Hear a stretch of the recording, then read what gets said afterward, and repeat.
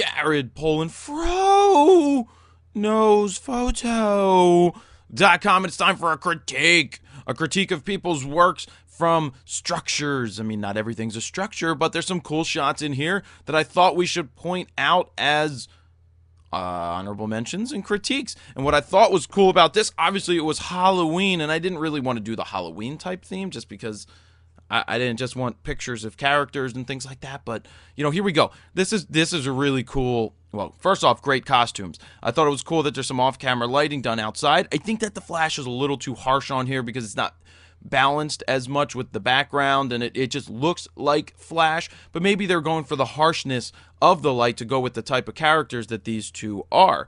It looks like the wind was blowing, which is really cool, but I thought it was a cool shot outside. Filled the frame very well. I possibly would consider leaving a little bit of extra room, pulling back just a little bit and centering a little more in this case, as it's a little strong onto this side. That's just what I feel for this one. Oh, hello.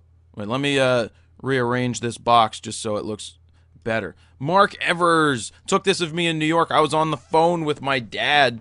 This was at the photo show. It's not an advertisement for Think Tank. I was just on the phone, standing outside waiting for the bus, which we ended up walking in New York. And Mark took this. I believe he shoots with a Pentax. He may be the only Fro reader that shoots with a Pentax.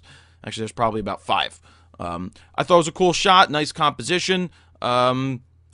Guess he's trying to get the bag in. I probably would have shifted over a little bit to keep me less in the middle. You know, I would put myself about here, but I thought it was a cool shot. That's why I wanted to showcase it. Then we've got this one from Jan Erik Edvardsen.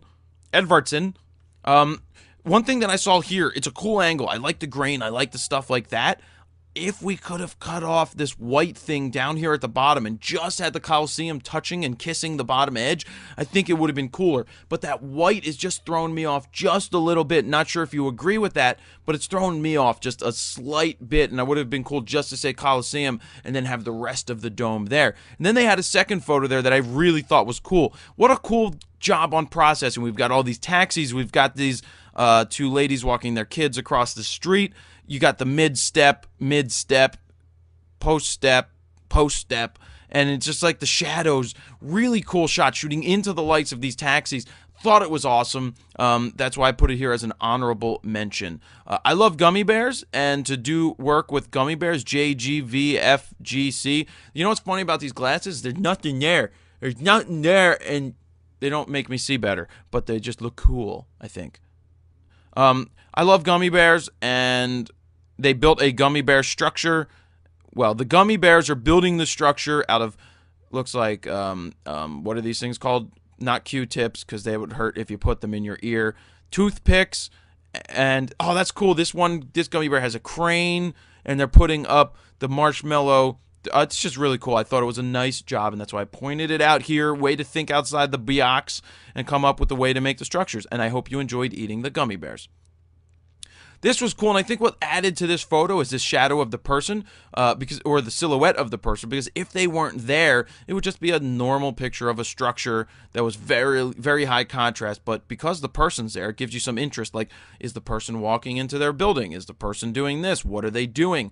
It's a really thick shot. I'm curious to know why the background is so dark over here and you've got the trees over here, if that was done deliberately or it was just a really dark shaded area in the background. But I liked it, Johnny Fastback. And I love these type of shots that lead you. I mean, this would be good for leading lines, which is funny because that's what this week's theme is leading lines. This would be a good leading lines photo because it's leading you all the way up the structure. Even if they moved closer and shot up this way, there would have been another leading lines. But we see how it's leading your eyes up the structure. We see this in focus, and we're leading all the way up. So that would be hey, I said structure and leading line. So both of them would have worked. So go out and try it again this week. Get some more leading lines. Squirrel! And then we had this, being that I've been at an airport recently, I just think it's cool. This guy's like running to where he's going, and the silhouettes of the people, making their way through the concourse is really cool. And that's why, I thought it was a cool shot. Maybe I'd like to see more contrast so that you would see less of this and more of a blown out background, and the silhouettes would be darker and things like that, so you don't see as much detail in them. But it's cool. Oh, look, there's a kid holding the hand of a mother. Really cool shot.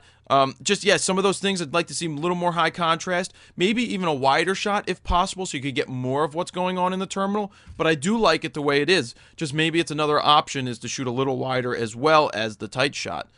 This is from Philadelphia, shot at 2 in the afternoon. It is a structure of one of the bridges. William 124 shot this, and I'm not sure if it's the Ben Franklin or the what's that guy's name? What's that writer's name?